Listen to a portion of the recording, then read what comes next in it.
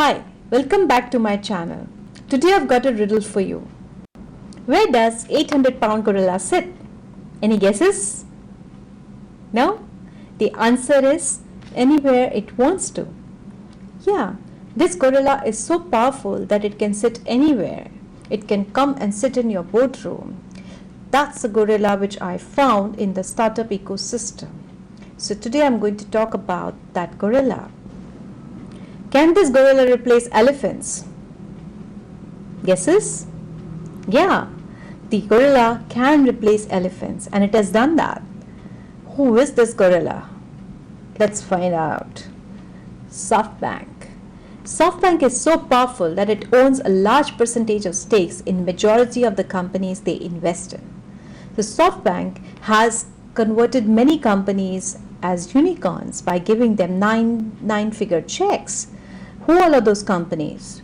Uber, Ola, Grab, Compass, Katera, Wag, Flipkart, Snapdeal, so many. Most startups aspire to become unicorns. After all, it's a matter of prestige for them. SoftBank has fulfilled those aspirations of most tech-based startups through its Vision Fund. And that's actually great. It has boosted the economies and brought disruption. But when VC gives funds, they expect large terminal values. That's what happened to WeWork, which was named as second Alibaba by Mr. Sun. When WeWork approached SoftBank for funding, it was valued at $20 billion. Immediately after SoftBank's investment, the valuation rose to $47 billion. How? WeWork had many prior issues in the form of high long-term rental cost and variable revenue streams. Its CEO was casted as a weak character person, and WeWork had invested in unrelated businesses which defocused the company, and it lost cash and suffered from losses. The problem came to light when WeWork applied for IPO. The valuations were found to be quite misleading. They were quite inflated, which resulted in failure of IPO, and Adam Neumann lost his company to SoftBank. Moreover, even SoftBank had to take the charge of about $5 billion in its books. That's just one case. There are many other companies which are facing similar such problems. All are fueled and sparked by the ambition of achieving growth. After all, growth is the major factor for achieving higher valuations to make possible the exit of the venture capitalist. There are many other companies which are facing similar such problems. All are fueled or sparked by the ambition of achieving high growth.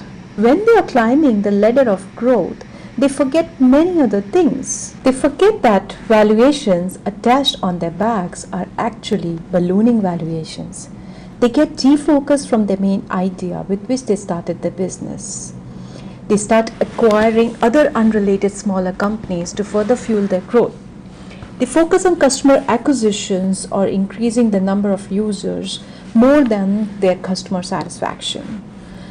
This was evident in Uber and Ola strikes in India, and even in the US by Uber drivers, the strikes by the Uber drivers. They adopted huge discounting and high incentive approach. So discounting to bring the users and incentives to bring the drivers on the platforms. Companies, when they receive so much cash, they just keep burning it to grow their business and forget to do cash management, resulting in debts and further funding requirements. In addition to these problems, startup companies are facing slower economic growth. That's quite unfortunate. And that's all around the world. I guess now this coronavirus outbreak will make the situation worse.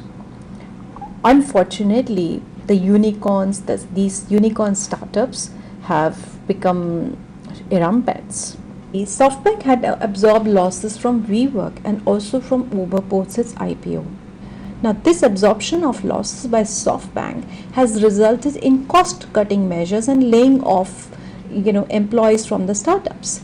To name a few startups, like Zoom has laid 50% of its employee. Oyo has also lost employees and it has also lost rooms. Compass has lost his senior managers, and this has happened with many startups in the SoftBank portfolio.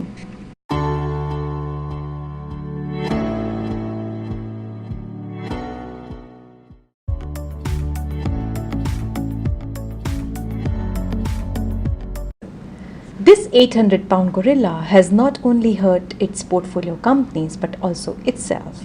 Michael Ronan, a former Goldman Sachs banker who joined SoftBank in 2017, is about to leave.